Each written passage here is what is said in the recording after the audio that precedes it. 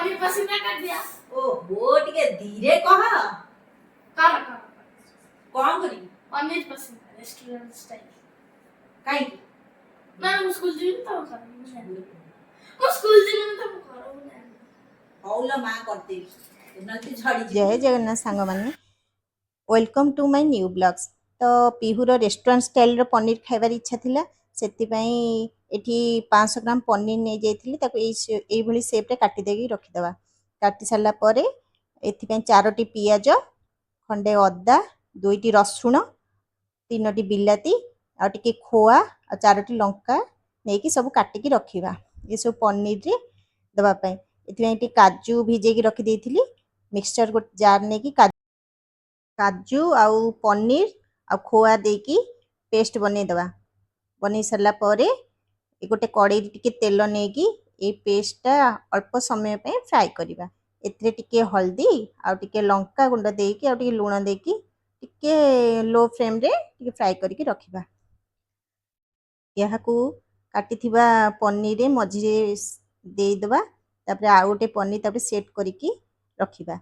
रखि सारला परे एठी 2 चम्मच कॉर्नफ्लोर गोटे चम्मच बेसन टिके पानी देकी गोटे पेस्ट बनेबा। पेस्टटा टिके बेसी मोटा हबनी कि बेसी पतला हबनी एई भलिया रहइबो।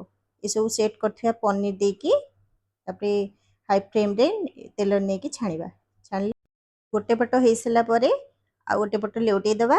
एई भली सब छाणीकी सेपरेट करिकी रखिबा। तापर चलंतु मसाला प्रस्तुत करिबा। एथमे गोटे कड़ाई रे तेल नै जिबा। तेल नै सला परे ए सब काटिथिबा परिबा पियाज अदा रसुण ए सब देकी दे दबा। सब आगो प्रथमे रसुण दे दबा तापर अदा दे दबा तापर टिके भाजी आसला परे पियाज दे दबा। पियाज दे दबा तापर टिके भाजी आसला परे टमाटो काटिथिबा टमाटो को दे दबा। लो फ्लेम रे भलो भाबरे कसेबा 5 मिनिट पई कसेबा। कसी सला परे किछि गुंड मसला मु ऐड करथिली गोटे चम्मच लंका गुंड गोटे चम्मच हल्दी गुंड गोटे चम्मच गरम मसला गुंड आ गोटे चम्मच लूण आउ जीरा पाउडर धनिया पाउडर ए सब दे देकी पुणी 5 मिनिट लो फ्लेम रे कसिबा।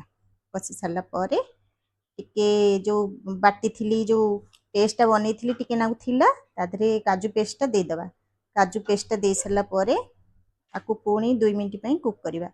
कुक कर सरला परे अल्प पानी दबा टिके ग्रेवी रखिबा कारण पनीरटा अब्जॉर्ब करिवो वाटर सेति पई टिके पानी देकी ग्रेवी टिके रखिबा। तापरे या भलो वासना आसला परे पानी टिके दे दबा।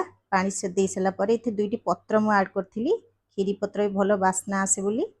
तापरे जो छाणी की जो पनीर रखथिली पनीर दे दबा।